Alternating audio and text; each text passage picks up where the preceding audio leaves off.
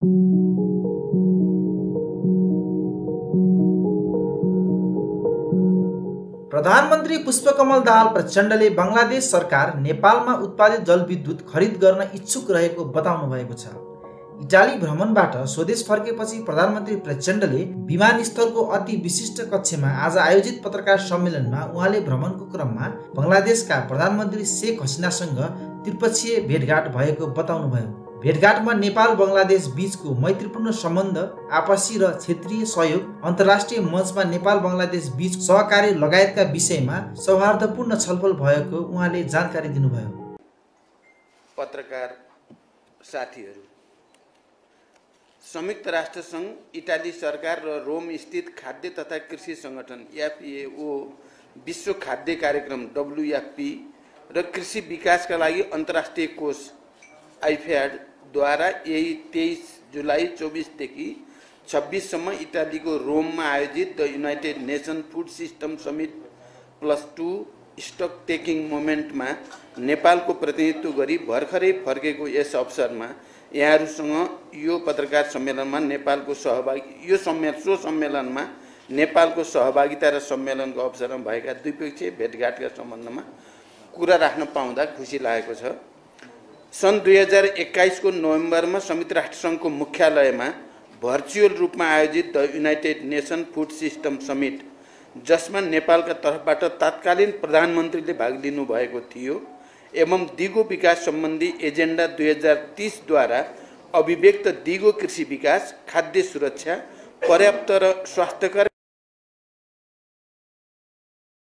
खाद्यमा पहुँच, भोकमरीको अन्त्य लगायत समग्र कृषि विकास प्रणालीमा हामीले हासिल गरेको प्रगति, हामीलाई प्राप्त अवसर, हाम्रा सामु देखिएका चुनौतीका सम्बन्धमा अनुभवको आदान प्रदान, छलफल र मूल्याङ्कन गरी अबको गन्तव्य निर्धारण गर्ने उद्देश्यले आयोजना गरिएको यस महत्त्वपूर्ण सम्मेलनमा नेपालको सहभागिता अत्यन्त सक्रिय, यथार्थमा भन्दा देखिने तथा अनुभूत हुने गरी सक्रिय रहेको बेहोरा म यहाँहरूलाई अवगत गराउन चाहन्छु।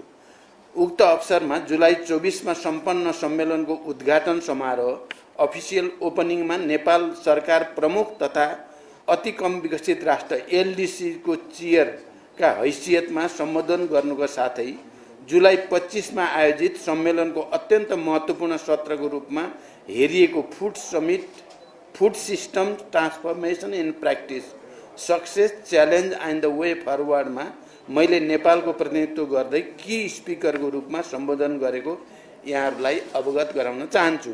साथै सम्मेलनको अर्को महत्त्वपूर्ण सत्र प्लेनरी सेसन अन स्कुल मिललाई पनि नेपालको सरकार प्रमुखको हैसियतमा मैले सम्बोधन गरेँ। माननीय कृषि मन्त्री लगायत मेरो प्रतिनिधिमण्डलका अन्य सदस्यहरूको पनि सम्मेलनका अन्य सत्रहरूमा सक्रिय सहभागिता रहेको थियो। 24 जुलाईमा सम्पन्न उद्घाटन सत्रलाई सम्बोधन गर्ने क्रममा मैले खाद्य सुरक्षा, पर्याप्त र सुरक्षित र स्वास्थ्यकर खाद्यमा सहज पहुँच, दिगो कृषि विकास, गरिबी निवारण, भोकमरीको अन्त्य लगायतका एजेन्डा 2030 ले निर्देश गरेका उद्देश्य प्राप्त गर्नमा अति कम विकसित राष्ट्रहरूले भोग्नु परेका समस्याहरू LDC को चेयरम्यानको हैसियतमा अन्तर्राष्ट्रिय समुदाय समक्ष राखेँ। साथै अति कम विकसित मुलुकहरूका करोडौंको संख्यामा रहेका जोखिममा परेका नागरिकहरूलाई आशाको दियो सञ्चार गर्नका लागि अन्तर्राष्ट्रिय समुदायले सामूहिक प्रतिबद्धता देखाउनु पर्ने खाँचो पनि मैले प्रष्ट पारेको छु।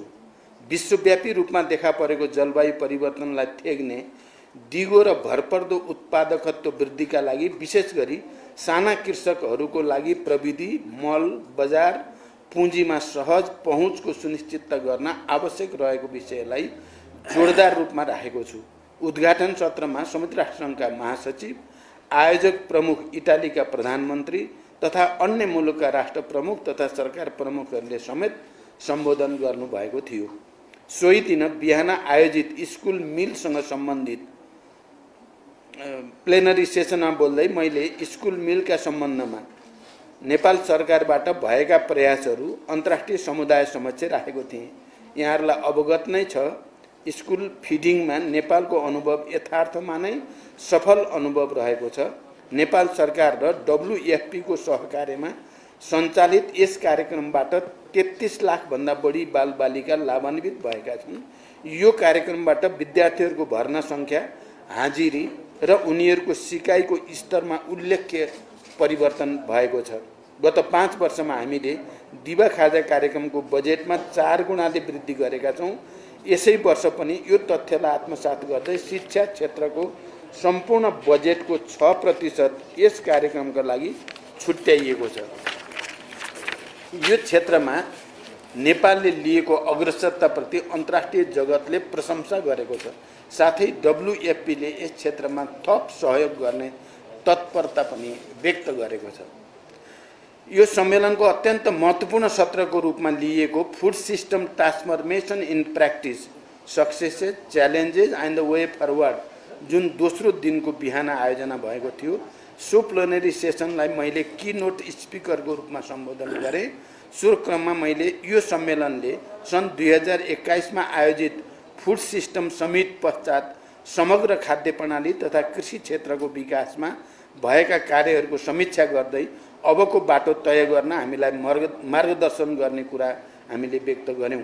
मैले अन्तर्राष्ट्रिय समुदाय समक्ष नेपालको संविधान धारा 36 ले प्रत्याभूत गरेको सम्पूर्ण नेपालीको खाद्य सम्बन्धी हक सुनिश्चित गर्न सरकार दृढ रहेको र सरकारले food system transformation strategic plan 2022 देखि 2030 तयार गरेको र त्यसलाई प्राथमिकताका साथ कार्यान्वयनमा लैजाने धारणा व्यक्त गरेँ। कृषि उत्पादकत्व वृद्धि गर्ने, स्थानीय कृषिलाई सपोर्ट गर्ने, स्टोरेज सिस्टम सुधार गर्ने, कृषि पूर्वाधार विकासको लागि पब्लिक प्राइभेट पार्टनरसिपमा जोड्ने जस्ता विषयहरू उक्त रणनीतिक योजनामा समाविष्ट भएको बारे पनि अन्तर्राष्ट्रिय समुदायलाई अवगत गराइयो। औपचारिक कार्यक्रमहरूका अतिरिक्त सम्मेलनका दौरानमा अत्यन्त महत्त्वपूर्ण द्विपक्षीय भेटवार्ता तथा संवादहरू भएका छन्। सम्मेलनको साइडलाइनमा संयुक्त राष्ट्रसङ्घका महासचिव महामहिम एन्टोनियो गुटेरेससँग भेटघाट तथा छलफल भएको यहाँहरूलाई अवगत गराउन चाहन्छु। सो अवसरमा संयुक्त राष्ट्रसङ्घ र नेपाल बीचको सहकार्य तथा सहयोग, विश्व शान्तिमा नेपालले पुर्याएको योगदान, मल्टिल्याटरलिजम, क्लाइमेट चेन्ज, गरिबी निवारण तथा खाद्य सुरक्षा जस्ता विषयमा छलफल भएको थियो। उक्त अवसरमा मैले उहाँलाई उपयुक्त समयमा नेपाल भ्रमण गर्नका लागि निमन्त्रणा गरेको छु र सो निमन्त्रणालाई उहाँले सहर्ष स्वीकार गर्नुभएको छ। उहाँ नेपालप्रति चासोका साथ जानकारी राख्ने शुभचिन्तक रहेको बारे यहाँहरूलाई जानकारी नै छ। उहाँ छिटै नै नेपाल आउने प्रतिबद्धता व्यक्त गर्नुभएको छ। यसैगरी खाद्य तथा कृषि संगठन FAO का डाइरेक्टर जनरल डाक्टर चु दोन ग्यू, विश्व खाद्य कार्यक्रम WFP का एक्जिक्युटिभ डाइरेक्टर मिसेस क्लिन्डी हेन्सले म्याकेन र कृषि विकासलाई अन्तर्राष्ट्रिय कोषका प्रेसिडेन्ट डाक्टर अल्भारो लारियोसँग समेत भेटघाट तथा छलफल भयो। उक्त छलफलहरू नेपालको ती सङ्गठनहरूसँगको सहयोग तथा विकास साझेदारी, नेपालमा ती सङ्गठनहरूको सहयोगमा सञ्चालित आयोजनाहरूको कार्यान्वयन, नेपालको कृषि विकास, ग्रामीण विकास, खाद्य सुरक्षा, गरिबी निवारण तथा ती सङ्गठनहरू अब हुने साझेदारी तथा सहयोगका सम्बन्धमा केन्द्रित रहेका थिए। यहाँहरूलाई अवगत नै छ, FAO, WFP, IFAD तीनै सङ्गठनले नेपालको कृषि विकास, ग्रामीण विकास, खाद्य सुरक्षा, गरिबी निवारण, महिला किसानहरूको जीवनस्तर सुधार जस्ता विषयमा लामो समयदेखि नेपालसँग सहकार्य गर्दै आएका छन्। यस सन्दर्भमा खास गरी FAO का डाइरेक्टरले त तुरुन्त नै नयाँ आयोजना नेपालमा ल्याउने र उत्पादन वृद्धिमा विशेष सहयोग गर्ने प्रतिबद्धता व्यक्त गर्नुभएको छ। सम्मेलनको दौरानमा बङ्गलादेशका प्रधानमन्त्री महामहिम शेख हसिनासँग महत्त्वपूर्ण द्विपक्षीय भेटघाट भएको छ। यहाँहरूलाई अवगत नै छ, नेपाल र बङ्गलादेश बीच अत्यन्त सुमधुर र मैत्रीपूर्ण सम्बन्ध रहिआएको छ।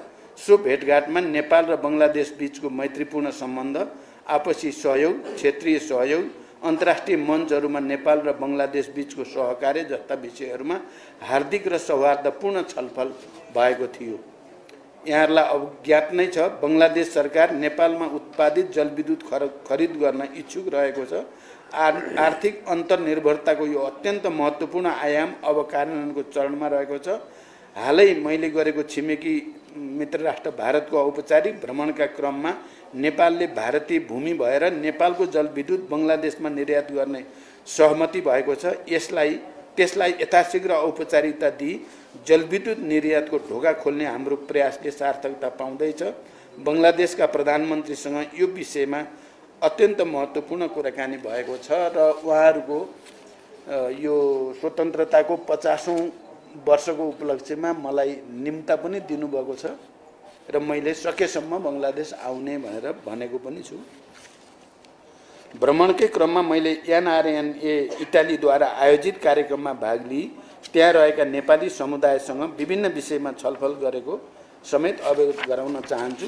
नेपाली समुदायका तर्फबाट केही महत्त्वपूर्ण विषयहरूमा सहजीकरण गरिदिनका लागि सरकारलाई आग्रह भएको छ। ती विषयहरू समाधान गर्न सकेमा विदेशमा बस्ने नेपालीहरूलाई सहज सेवा पुग्ने, नेपालको निर्यात बढ्ने र नेपाल र मित्र राष्ट्रहरूबीच सम्बन्ध थप सुमधुर हुने मैले विश्वास लिएको छु।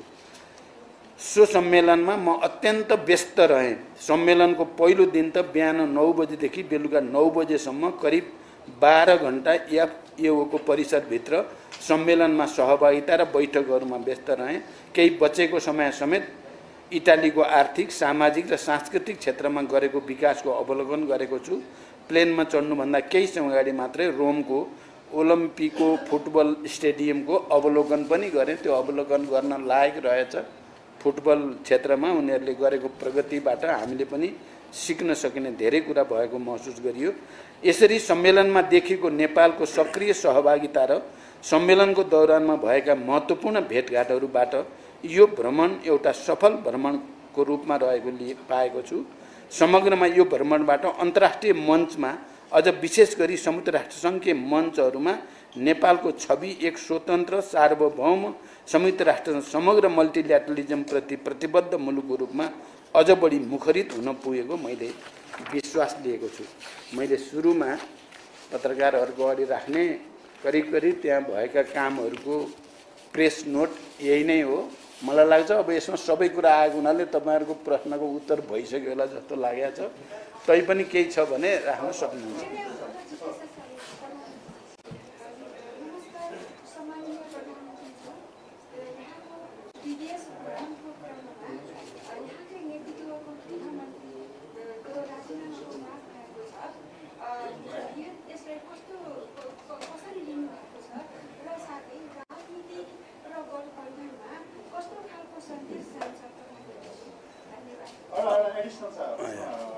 प्रधानमन्त्री अहिले प्रमुख प्रतिपक्षी दल एमाले अर्थमन्त्री र गृहमन्त्रीको संलग्नता बिना एयरपोर्टबाट यो लेभलको तस्करी हुन सक्दैन भनेर सदन पनि अवगत गरिरहेको छ। यसमा तपाईँको भनाइ के छ? र सँगसँगै तपाईँले कृषिका सबै फेरिस्त सुनेर आउँदा स्वदेशमा लन्ड्री स्किन रोगबाट 30,000 पशुपक्षी मरिसकेका छन् र तपाईँका संयन्त्रहरू चाहिँ कति पनि यसमा जिम्मेवार भएको देखिँदैन। यो रोग नियन्त्रणका लागि कति पनि जिम्मेवार भएको देखिँदैन। बरु बजेट कटौती भएको विषयमा पनि अहिलेसम्म केही ठोस भएको छैन। आर्थिक वर्षको 15 दिन सकिन लागेको छ। प्रधानमन्त्रीले यो किसानका दुःख भुल्नु भएको हो कि यो सरकार संवेदनशीलै नभएको, यसको बारेमा पनि स्पष्ट जवाफ दिनु होला। धन्यवाद। अरू सकियो जस्तो छ। पहिलो कुरा म अहिले चाहिँ अब इटालीमा राष्ट्रसङ्घको खाद्यसँग सम्बन्धित कार्यक्रममा सहभागी भएर आएको हुनाले मैले तपाईँहरूले प्रश्न यसैसँग सोध्नु होला सम्बन्धित भएर भनेको, अर्को सोध्नुभयो। अब म साथीहरूसँग कुराकानी गर्छु। एउटा चिज भने अब मैले प्रश्न भन्नुपर्छ, राजनीतिक उद्देश्यको निम्ति हत्तरपत्त प्रधानमन्त्रीको राजीनामा मागिहाल्ने, गृहमन्त्रीको राजीनामा मागिहाल्ने, अर्थमन्त्रीको राजीनामा मागिहाल्ने जो संस्कार बस्न खोजेको छ त्यो राम्रो होइन।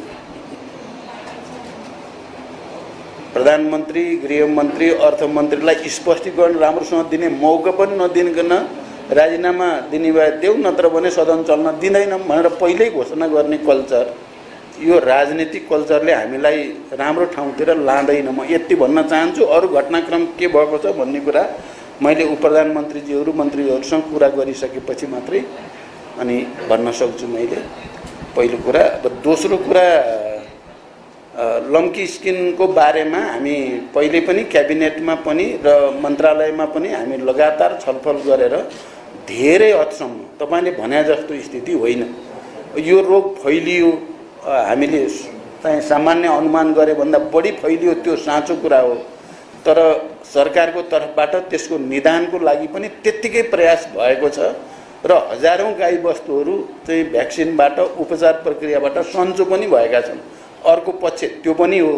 तर हामी सबै मिलेर यसलाई निदान गर्नको लागि अझै मेहनत गर्नुपर्छ भन्ने कुरा पनि साँचो हो। अब अहिले कृषि मन्त्री पनि मसँग नै हुनुहुन्थ्यो उता नै। उहाँले चाहिँ जानु अगाडि लम्की स्किनको चाहिँ रोकथामको निम्ति मैले भनेको पनि थिएँ, हामीले क्याबिनेटमा छलफल गरेका पनि थियौँ र धेरै मेहनत गरिएको छ। यो कुरा पनि पत्रकार साथीहरूले बुझिदिन पर्यो। दोस्रो तेस्रो के भन्नु पर्यो? अब त्यसकारण अरू कुरा त अब तपाईहरुलाई थाहा छँदैछ। एउटा के कुरा हो भने अहिले हामी बडो उपयुक्त समयमा संयुक्त राष्ट्रसङ्घको एउटा महत्त्वपूर्ण फोरम एओको र त्योसँग सम्बन्धित अरू फोरममा गएर सक्रियतापूर्वक, अझ 2 दिन त यस्तो थियो कि त्यहाँ संसारभरिका अब राष्ट्रपति, सरकार प्रमुख, सबै मन्त्रीहरू त खचाखच हलमा थियो। त्यहाँ नेपालै नेपाल देखिन्थ्यो। कि नोट स्पिकर नेपालकै सुरु गर्दाखेरि पनि नेपालकै सबै नेपालकै हुँदा त्यसले चाहिँ राम्रो सन्देश चाहिँ विश्वभरि प्रभावित भएको छ।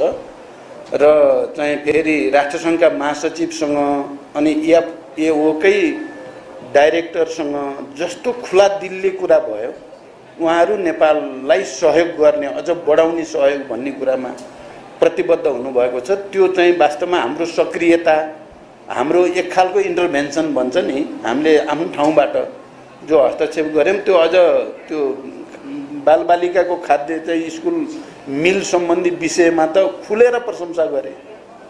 मैले बोलेर तल झल्न पाएको छैन, बधाई दिनेको ताती भयो, यही हो गर्नुपर्ने भने जस्तो भयो।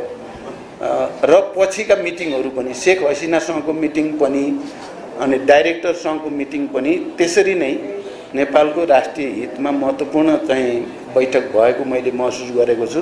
कतिपय पत्रकार साथीहरूले प्रधानमन्त्री नगए नै हुने, कहिले नि गएको थिएन, भएकै रहेछ। जम्मा 2021बाट पहिलो भएको 2021, त्यसपछि अहिले भएको 2021 मा नेपालको प्रधानमन्त्रीले र संसारभरि भर्चुअल मिटिङ भएर छ। त्यहाँदेखि पत्रकार साथीहरूले पनि अलि राम्रो बुझेर अध्ययन गरेर लेख्नुपर्छ। तपाईँहरूलाई भने त होइन, जसले लेख्नुभयो विचारै नगरी लेखिदिने क्या। नेपाललाई राष्ट्रलाई फाइदा भएको कुरा त फाइदा भयो भन्न पनि सक्नु पर्यो नि। अरू धन्यवाद। Thank you.